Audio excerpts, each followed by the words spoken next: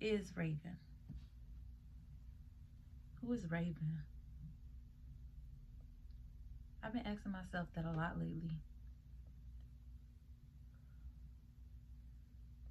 I've been taking deep breaths and trying to recenter myself because I've really been going through it mentally. I've been going through an existential crisis where I'm having like a war in my head, a battle of my mind, between my physical, my flesh, and my spiritual, and just growing into this woman that I'm becoming has been challenging. It's a challenging journey. I don't think life is easy, and it's full of choices, and every day we're thinking, am I making the right choice if I do this? Or, well, I'm thinking, I don't know about you, but me, I'm thinking, how will this impact me in my future? Will this get me closer to my goal? What will this do for me? Longevity. And I came to realize I've been going to church and just praying more and listening to God. During my time away, I've been just working on my relationship with God and trying to understand, like, who am I in God's eyes? What do God see in me? Because I realized that I struggle with confidence. I'm insecure, and not like looks or anything like that, but like insecure in my value that I bring to the world. Insecure in my confidence in God and my faith in God. It was shaken, and to be honest, it's still shooken, and I'm still getting there, and that's okay. It's a journey. And I had in my mind that you have to be complete, you have to be healed, you have to be whole in order to receive good things in life. One example is like dating. I don't want to date if I'm not where I'm supposed to be in life, because I don't want to settle. Or just, I don't want the car, the house, the things until I'm mentally there, because I don't want to lose it when I get it. And that's how my mind works. It just constantly is at work all the time. There are thoughts that are coming up, and I don't know, I'm constantly working. Like, that's just me. I'm constantly figuring out my next move, constantly trying to figure out how this is going to impact me in the future. And I'm constantly living in the future. And I told myself that I wasn't going to do that. And then I started to think, like, why am I like this? Why am I like this? So more recently, I've been seeking help just to understand who I am, aside from accomplishments and the physical and beauty and things like that. Like, just who am I in the spirit? Like, who am I? Like, when I die, don't come in my room when I'm doing a video, please. I'm sorry, I'm just trying to film. It's not appropriate. I got sidetracked.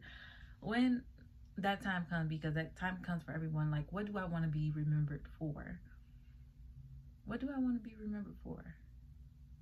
In the end, ask yourself that. Like, what do you want to leave in this world? And the closer I got to answering that question, like, the things that I admire in other people, those are the things that I kind of want to leave a mark in other people's lives. Like, my mom, she's really kind. Everyone loves her. And not just kind in like her gratitude and things like that. No, or her servant. I want to say her servant spirit. She has a servant spirit. She's always serving people, always helping people, things like that.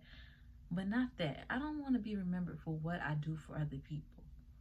Or even when I was asking, like, what's my purpose for living? Why am I living?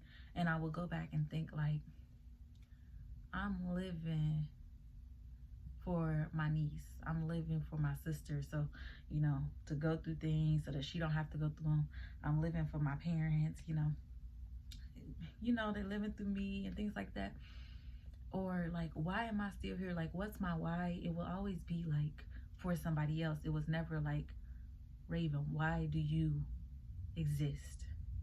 You, without anybody else as a factor. Why are you here? And that is the question that's been haunting me. I don't completely know, but God, my prayer to God has changed. It hasn't been for him to give me like success or, you know, an amazing future and things like that, like everything physical. It's been more of spiritually, allow me to be revealed.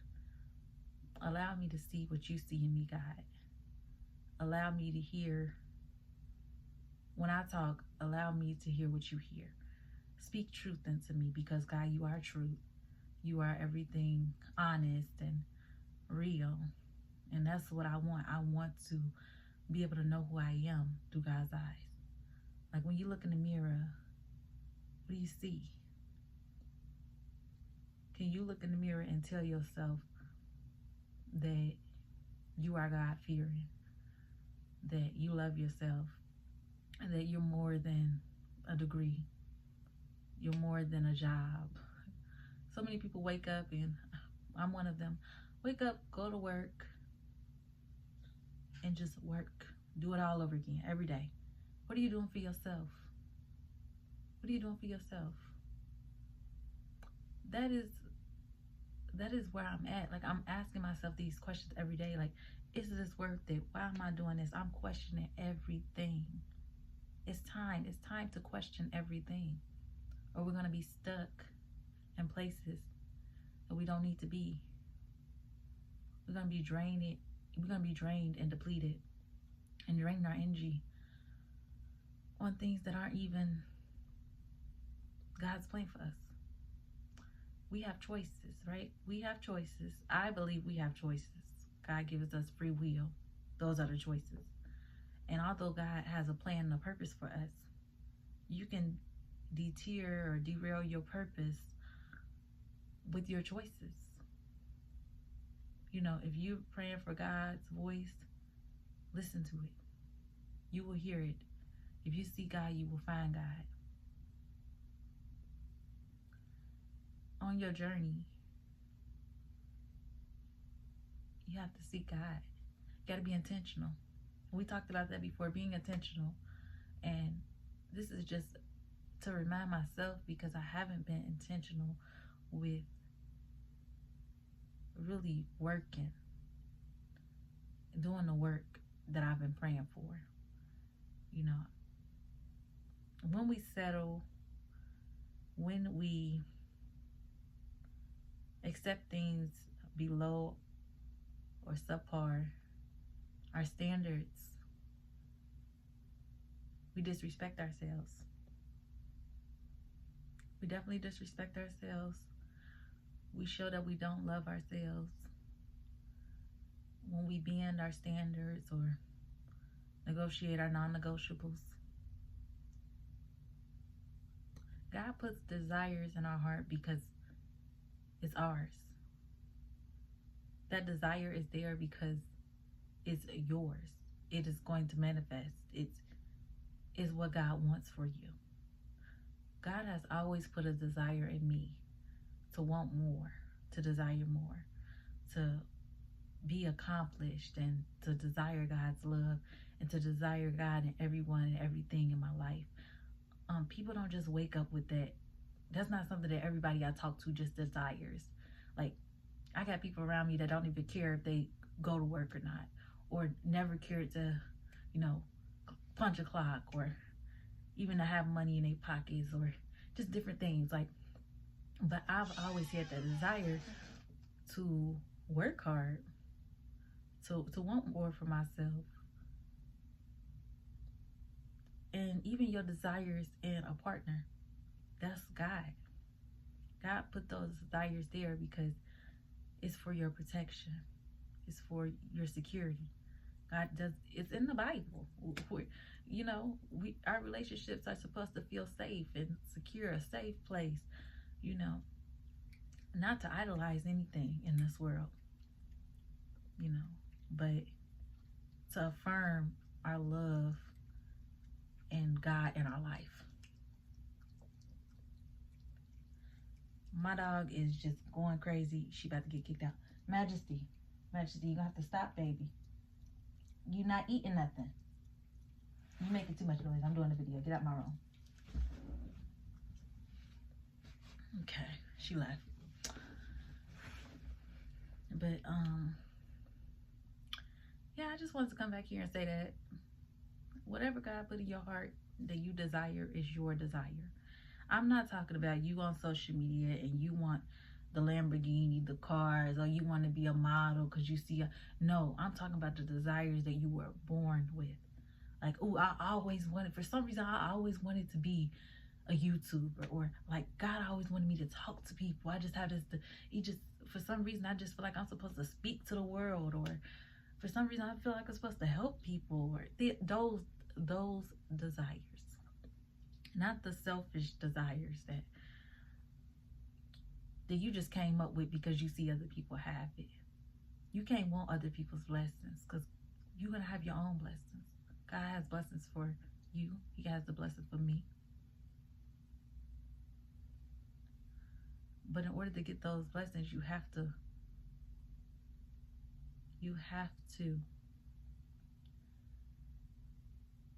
understand your desires. You must understand your desires. You must understand what God wants for you. What is God's will, your purpose in this world? And I'm not talking about like just fixate on purpose, because fixating on purpose will drive you crazy. Like everything in life, if you say like, the job that you're at right now, you're thinking, oh, what is the purpose of this? Like every single day, that's going to feel so draining, exhausting. Like I'm there now. Like I'm just like, what am I doing? What am I doing with my life? Like this is not where I want to be. Like just focusing on that is not healthy. But understanding that this is not your forever, that there is something else that God has for you, that everything works together for your good, that everything's going to come together somehow, that He will never leave or forsake you. You know, that faith without works is dead, that you can't just pray and think that things are just going to turn out your way. You have to listen to God's voice. You have to feel your desires and respect yourself and act on it. You know, if you desire marriage and you're with a man who don't have any thoughts of marriage, or let alone don't have a relationship with God, you desire an education. You desire an education. You desire to be educated. However, you're just sitting around doing nothing, working dead-end jobs. There's always a way. There's always a way. Yeah, I wanted to go back to school, and that's what I'm doing. I had a plan. I knew I was not paying for school. Like, I was not going to school and paying and not receiving something from it. Because, you know, loans, they just, I don't know, it just feels discouraging. Like, I feel like we're supposed to be learning. That's what we're supposed to do. We're, like, knowledge is power. But I don't feel like education should cost. So anyways, I decided to go back to school, but I use my benefits from my job. Like, just things like that. Like, having a plan to act on your desires. I'm trying to think of other examples of, like, people not listening to the desires. Me, for example, God has always instilled in me the desire to, like, pour into people or talk my voice. And I constantly run from it. In any space, not just YouTube, but any space. I don't like the light. I run from it. And I know that's a big part of my purpose. And your disobedience is a sin. It's a sin. Disobedience is a sin. We have to obey God when He speaks, when He shows us things, when He reveals to us. When you say that prayer, you get that answer, it's time. All right. I love y'all so much. Thank y'all for tuning in. I love you guys. Maggie, I'm going to pick you up and show you to the people. This is my bad baby. She's a bad baby. All right, bye, y'all. I love you. God bless you, y'all. I pray that you have an amazing week. I pray that you center yourself. I pray that you feel calm this week. Just an overwhelming sense of calmness, and that you sit in whatever you feel and you let it out, because we're all doing life, and life doesn't just happen. We make choices, and sometimes we gotta thug it out and stick with our choices. But you know what? You're God's favorite, and don't you forget it. I know it's cute, Ash, wasn't it? Okay, love y'all. Bye.